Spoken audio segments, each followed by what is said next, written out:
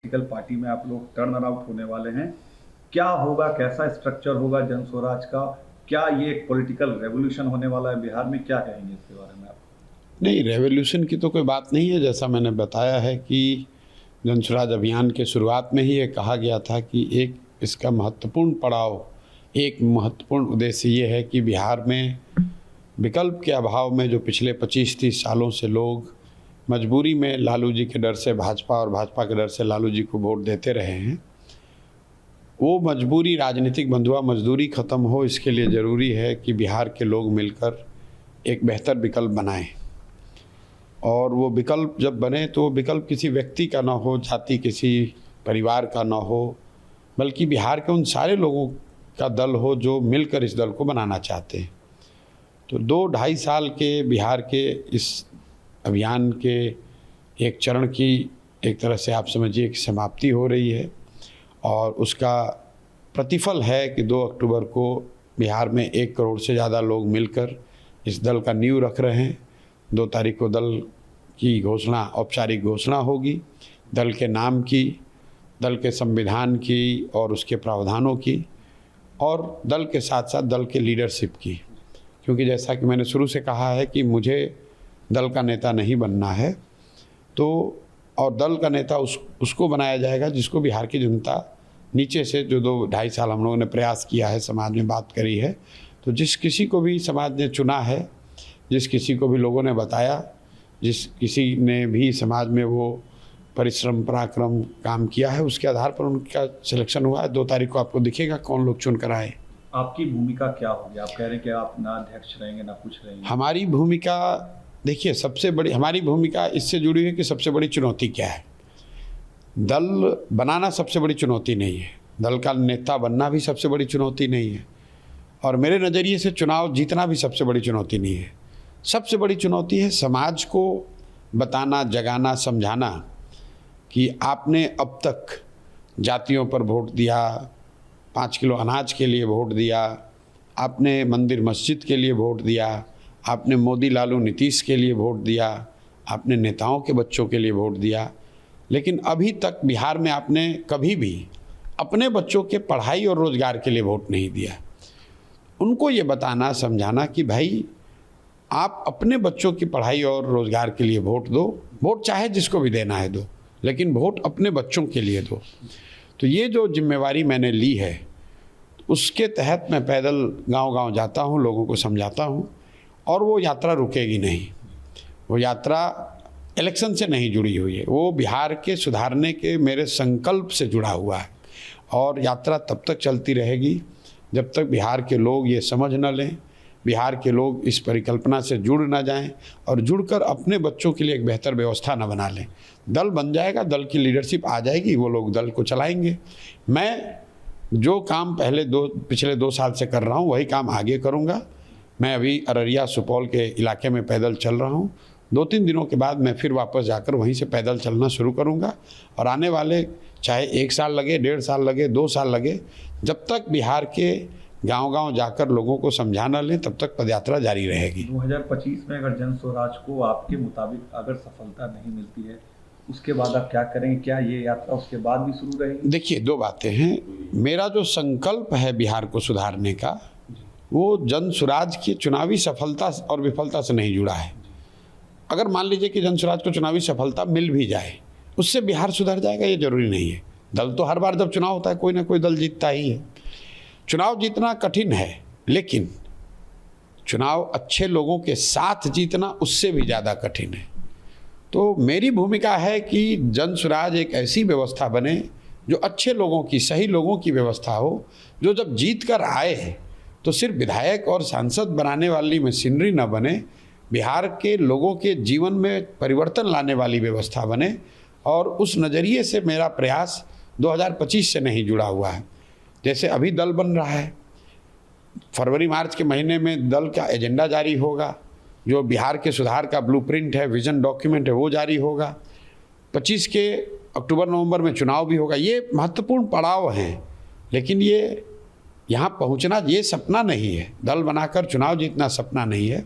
सपना तो ये है कि एक ऐसा बिहार बने जहाँ हरियाणा, पंजाब, महाराष्ट्र, गुजरात से अन्य राज्यों से लोग आकर रोजी रोजगार करें, उतना उन्नत, उतना विकास, उतना विकसित बिहार बने, वो सपना है और उसके लिए प्रयास जारी है। नीतीश कुमार से जुड़ा एक सवाल है। आपने कहा कि 4 सलाहकार मिलकर उनको गाइड कर रहे हैं, बिहार चला रहे हैं। 2020 में 3 बार उनका कॉल भी आया, रिजल्ट के दिन आपने मना भी किया, फिर भी वो सीएम बने।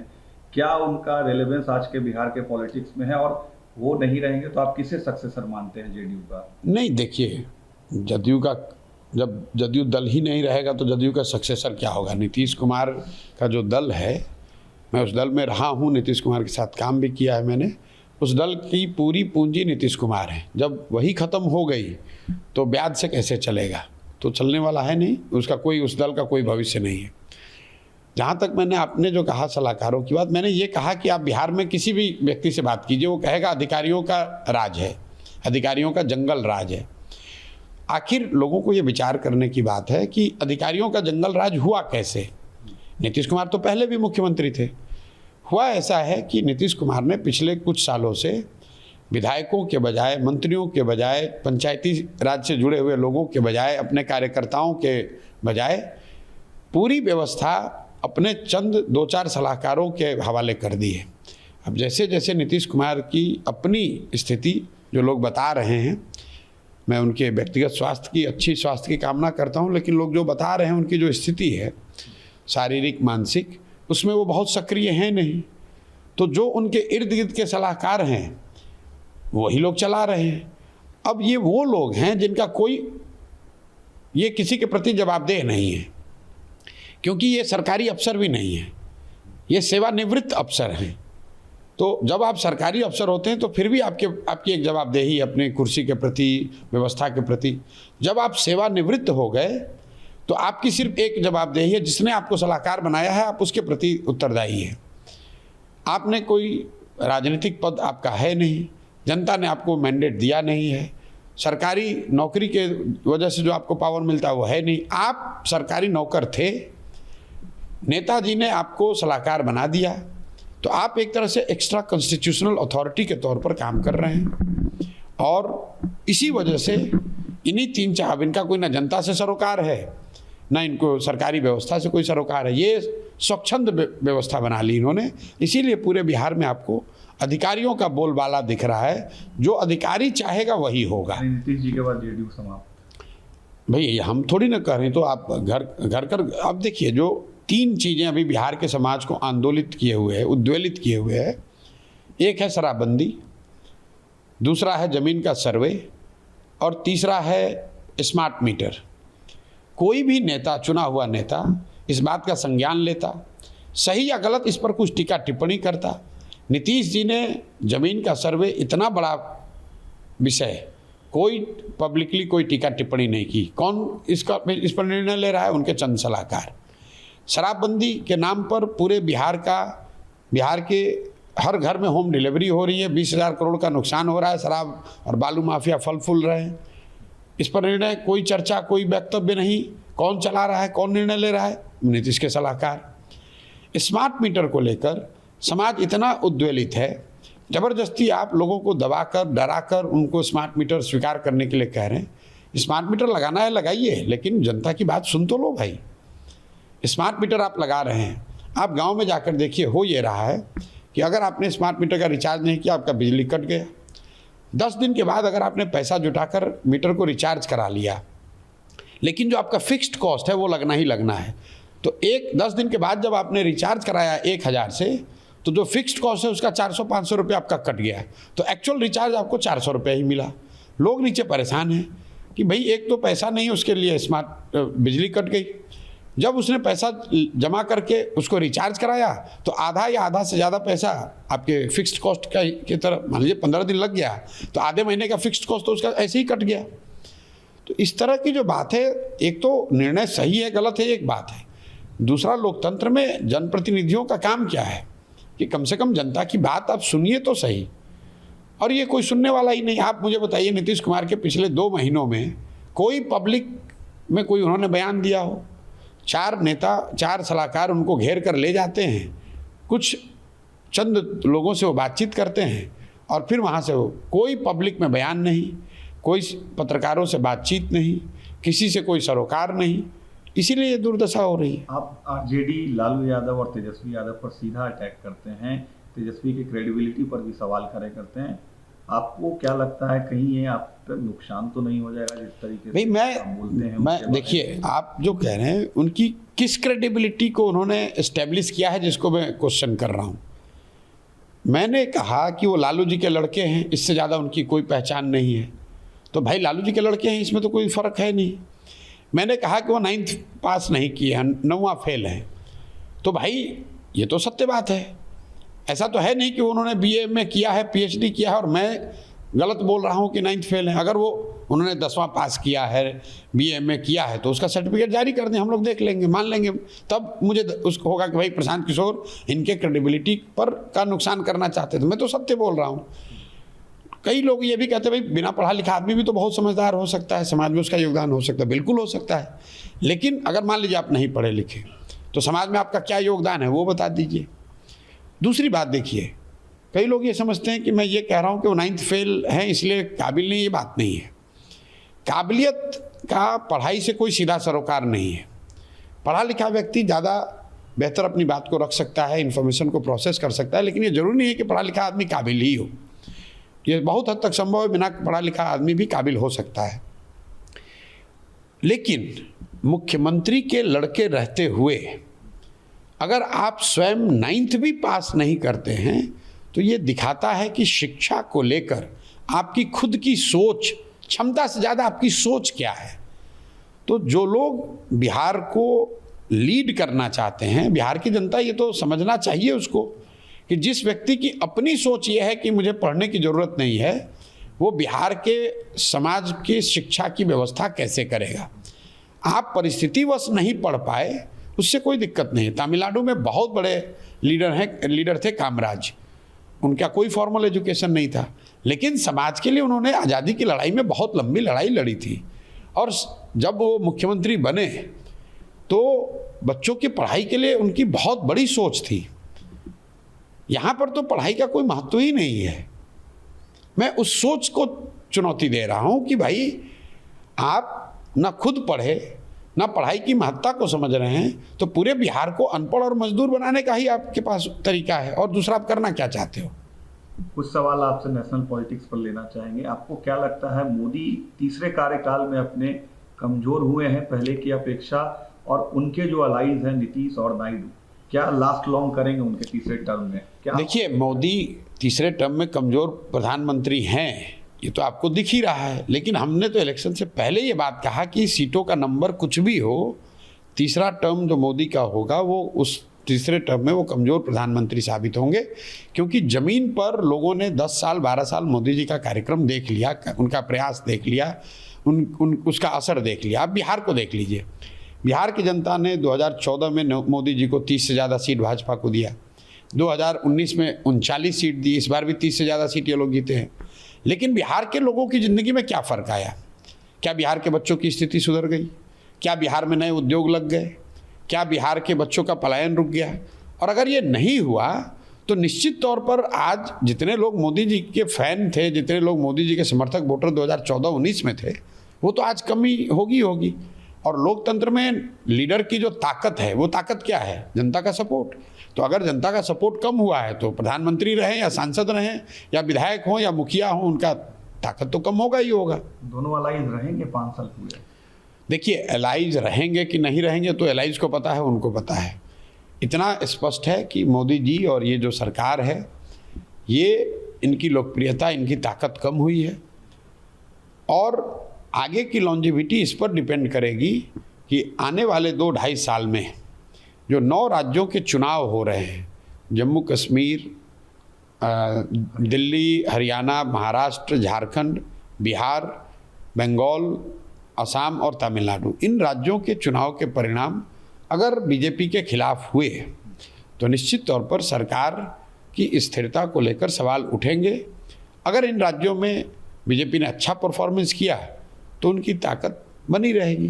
तो आपको क्या लगता है इन राज्यों में बीजेपी का परफॉर्मेंस कैसा होगा? अब कैसा रहेगा ये तो उन राज्य वो तो उन राज्यों की स्थिति के लोग बता सकते हैं। बिहार में मैं जानता हूँ कि बीजेपी लैकलस्टर नेतृत्व है, उनका कोई ना चेहरा है, ना उनका कोई प्रयास है, ना उनकी कोई बात कर रहा है। उन लोगों ने अपना नेतृत्व नीतीश जी के हवाले करके छोड़ दिया है, जबकि बीजेपी का कार्यकर्ता, एक एक कार्यकर्ता मान रहा है कि नीतीश जी के नाम पर चुनाव लड़कर जीत नहीं सकते हैं। लेकिन देखिए, कभी कभी नियति भी अपने तरीके से काम करती है। बीजेपी की मजबूरी ये है कि वो नीतीश को मुख्यमंत्री के पद से हटा नहीं सकते हैं, क्योंकि उनको दिल्ली में सरकार चलानी है, और उनको ये भी पता है कि नीतीश को मुख्यमंत्री रहते वो बिहार में चुनाव जीत नहीं सकते हैं। तो भाजपा की हालत तो बिहार में ऐसी है कि ना आप दाएं जा सकते हैं ना बाएं जा सकते हैं। उनको मालूम है कि सरकार में क्या परेशानी है, उनको मालूम है कि नीतीश के साथ वो जीत नहीं सकते हैं, लेकिन बिहार में वो कुछ कर नहीं सकते हैं, क्योंकि दिल्ली में सरकार चलाने के लिए उनको नीतीश की मदद की ज़रूरत है। मोदी के तीसरे कार्यकाल का 100 दिन का जो काम है उसको कैसे देखते हैं? उन्होंने जो प्रॉमिस किया था, क्या उन्होंने पूरा किया है? भाई, उन्होंने क्या प्रॉमिस किया था पहले मैंने ध्यान भी नहीं दिया, और उन्होंने क्या किया नहीं किया मेरा उससे कोई सरोकार नहीं है। मैं बिहार में एक तरीके से I am buried in the bushes of Bihar, और मुझे दूसरे किसी चीज़ की ना चिंता है ना ज़्यादा खबर है। 100 दिन कब हुआ मुझे ये भी नहीं मालूम है। 100 दिन में उन्होंने क्या किया नहीं किया, कम से कम बिहार में तो कुछ नहीं दिखा। अगर बिहार में कुछ दिखता तो मैं आपको ज़रूर बताता। बिहार में तो यही दिखा कि जो थोड़े बहुत उनके समर्थक हैं वो भी अब उसको छोड़कर हताश होकर धीरे धीरे जनस्वराज की ओर जा रहे हैं।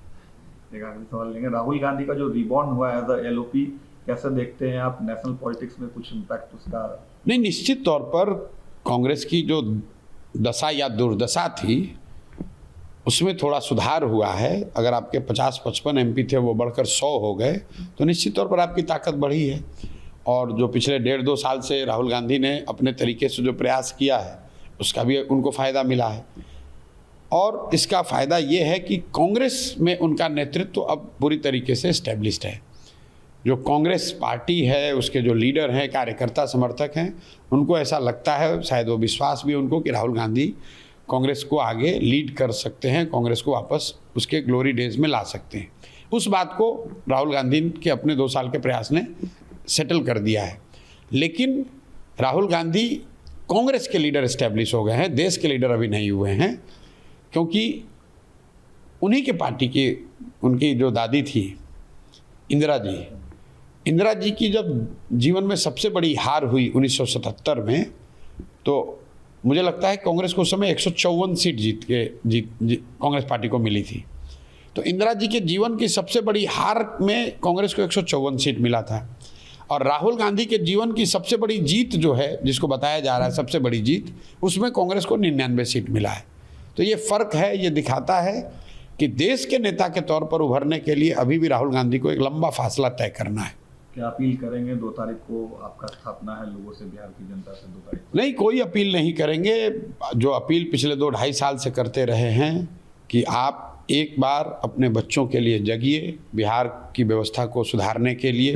ड्राइंग रूम में बैठकर, दुकान पर, चौक पर बैठकर चर्चा करने से नहीं होगा। अगर आप बिहार में व्यवस्था सुधारना चाहते हैं तो आगे बढ़िए, जुड़कर कंधा लगाइए।